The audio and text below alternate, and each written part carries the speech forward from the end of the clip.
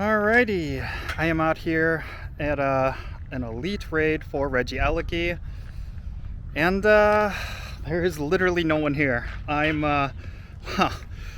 So that's interesting. There is literally 0 people in the area, and it looks like this lobby is going to fill up to full. How is that possible? I need to know, Niantic. I need to know. There's like a couple people over there on the other side of the hockey rink over here, but unless there's about 15 people in these cars parked over here, this literally doesn't make any sense. So yeah. Niantic, you got some explaining to do when it comes to these in-person raids. Either they're filling up with a whole bunch of spoofers, or there's people that are somehow playing with multi-accounts. I don't know, but this is the typical in-person raiding experience that Niantic needs to address. So yeah. Hey, how's it going, everyone? It's me, it's Jinsula. I hope you're having a good day, and welcome to today's Pokemon GO video.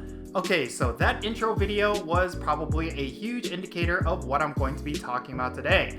I wanted to expose the truth behind in-person raiding, and why Niantic has a very incorrect view of the in-person raiding experience. That's what this video is going to be all about, so let's roll the intro and get right into it.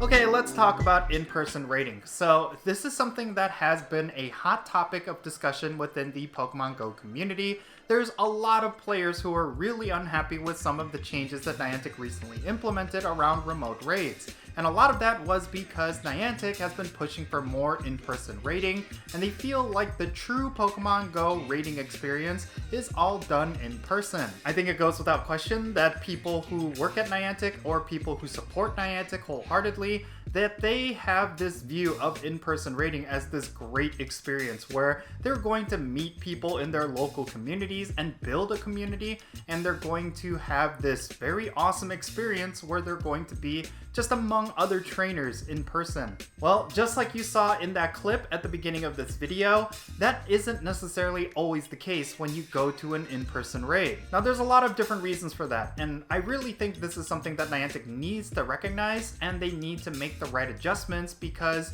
the in-person experience is not exactly how they imagine it actually goes down. Sure, there's going to be outliers, and there's going to be a lot of communities that are actually bustling, and there are going to be a lot of people who actually do make an effort to meet others in person, but this is not the case for a vast majority of the world. I think it is more common to say that a lot of players will actually raid out of their own convenience. So whether that be they are going to raid from their cars, or if they're going to spoof to these in-person raids, but whatever the case may be, the actual in-person raiding experience that Niantic is imagining seldom ever happens, and Niantic needs to recognize that. I think one of Niantic's biggest issues right now is that they imagine the game is very similar to how it was before the pandemic. Back in 2017, all the way till around, I want to say 2019, the in-person raiding experience was vastly different from how it was today. Yes, whenever there were raids, there were a lot of trainers that would actually meet up in person. But because of the pandemic and because players got so used to lockdowns, I feel like the raiding experience has drastically shifted, and Niantic is not fully aware of that. Nowadays, a lot of players tend to do a lot of social distancing, even in in-person raids. Like, every Wednesday at raid hour, I hardly see anyone actually walking around and playing the game. But what I do see is a lot of people raiding in their cars, or I will see just nobody there, and it's likely that the lobby is being filled up with spoofers. So for Niantic to add a whole bunch of limitations to remote raids because they see a lot of people doing in-person raids, well, that is actually a fallacy because they're looking at a lot of skewed data. I guarantee you that a majority of people that do attend in-person raids, especially when it comes to elite raids, are actually spoofers and people who play with multiple accounts. This isn't even some mild speculation. I actually have been observing this for the last couple of months when it comes to elite raids and with Wednesday raid hours. Something else Niantic needs to realize is that a lot of players will tend to not go out to in-person raids because they're afraid of their own safety. Like, there's been a lot of reports lately that people are using Niantic Niantic campfire in order to commit crimes, and of course, with raid hours, that is something that tends to happen as well. Of course, it's not on Niantic for players to be safe and to be more aware of their own surroundings, but they are opening up these situations to happen because they're pushing for more in-person raiding. I really feel like this is something that Niantic needs to recognize, that they are creating some very risky situations by placing people in different areas that they shouldn't be at. I don't know exactly how Niantic could ever fix that, but at least with remote raids, it allowed players to raid from the safety of their homes without having to worry about getting robbed if they go to an in-person raid. And I've already mentioned this a lot of times in this video, but I feel like when they added the limitations to remote raids, they were inevitably promoting spoofing. I myself don't ever spoof, nor do I ever plan to, and I certainly do not advocate it, but I can understand why people would spoof if they don't want to spend the exorbitant amount of Pokecoins that it costs in order to do remote raids. And a lot of those players tend to not be able to do in-person raids to begin with, whether it's because they live in rural areas or it's because they are a disabled player. So, of course, with remote raid passes being so expensive now, they will likely start up spoofing or other forms of cheating in order to continue doing a bunch of raids without having to spend so many Pokecoins. So yeah, I think Niantic needs to recognize that nerfing remote raids was actually them shooting themselves in the foot. Because when it comes to Pokemon Go, they obviously want to avoid spoofers taking over the game because they are all about data collection. And of course, spoofers, they're going to collect you incorrect data.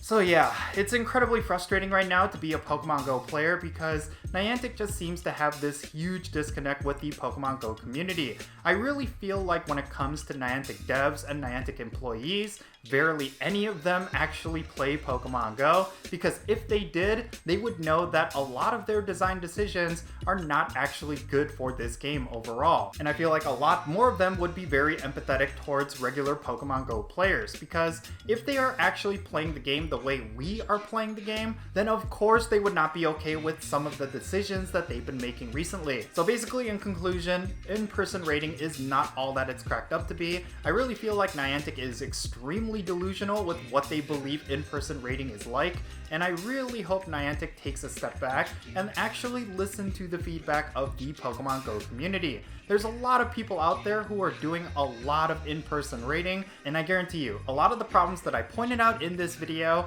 they probably experienced it themselves as well. So where do we go from here? Well, it's an obvious answer. Niantic should retract on all of those remote raid pass nerfs. I don't think they will at this point, but it is something that they should consider. At the very least, they should try to meet us in the middle, because if they're going to double down on these remote raid pass nerfs, then they need to do something to make it up to players, because a lot of players really want to dedicate all of their time and energy to this game, but unfortunately because of Niantic's decision making, it's making it really difficult for them to do so. It's been a very deflated time for a lot of different communities. I mean, even in my own local communities, it seems like a lot of players are either protesting a lot of these changes by not playing the game, or they're choosing to play the game a lot more casually and they're just not even opening up the game every day. This is not even a temporary byproduct of this whole Heroes Niantic movement. I really feel like Niantic needs to recognize that they are actually going to cause the downfall of this game if they keep going about their ways. So yeah, I really think Niantic has a lot to learn, and I really hope this video sheds a light on some of the things that Niantic needs to deal with when it comes to pushing for in-person raids. Honestly, the easiest solution is to retract the remote raid pass nerf and come up with different ways to balance out raiding. And if Niantic's goal is to collect location data, then they should give us incentives to do so, rather than just trying to take away what has been working for players. I think, in my opinion, that is solid game design, and the way that Niantic has been approaching it, it's actually a lot more lazy game design, which I've seen a lot with game studios that end up crashing and burning. But yeah, in any case, that's going to be it for this video. I would love to know your thoughts regarding everything that I talked about down below. Definitely share them in the comments, and let's have a great discussion. And if you ended up enjoying this video, make sure you hit that like button and subscribe if it's your first time here, and don't forget that little bell so you can stay up to date on whenever I upload videos.